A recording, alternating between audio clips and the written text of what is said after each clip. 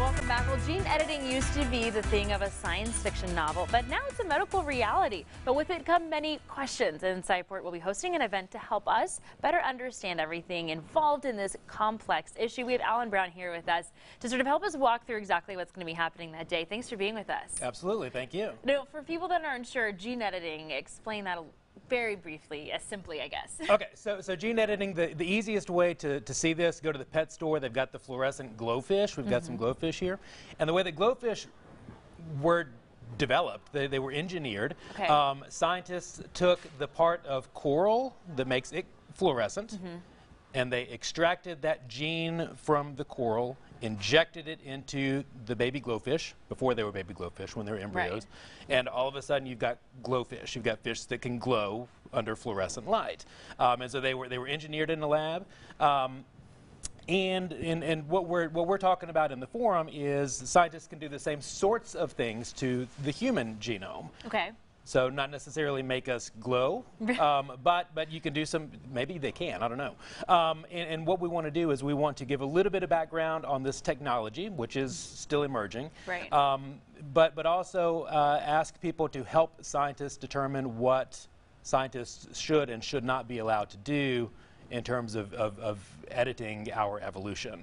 Okay, so for this forum, the style of it is going to be, you don't have to be a scientist or a gene editing expert to go and get something from this. It's more that scientists are there to try to learn from us and see how are people, regular people, me, not scientists, reacting to something like this, right? Right, yeah. This is funded by the NSF, the National Science Foundation, because they don't want scientists making these decisions. They don't want scientists determining whether we should cure a particular illness. And maybe we're all on board with that. Maybe we all say, yeah, you know, if we can eliminate sickle cell anemia through editing the genome, that's fantastic.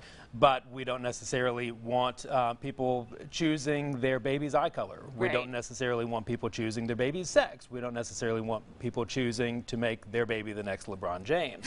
And maybe because we it's do. new, though,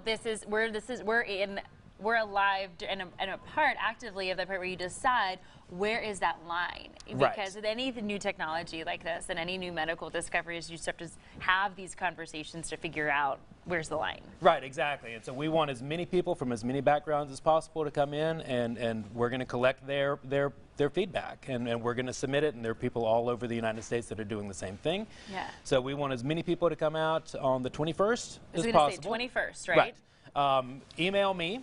I would love to have you know, people say yes, we're coming, so that I can know how much food to purchase for you. Yeah, it's going to be this information is right there up on your website. You do need to reserve your seat if best beforehand. It's best for ages 16 and over in order to really be an active participant in this discussion and to really get as much possible out of it. 7 to 9 p.m. Doors open at 6:30. After the show, up on our website, I'll post Alan's email address that you can let him know that whether or not you're coming, how many is going to be there, and that way they can make sure there's enough food for everyone.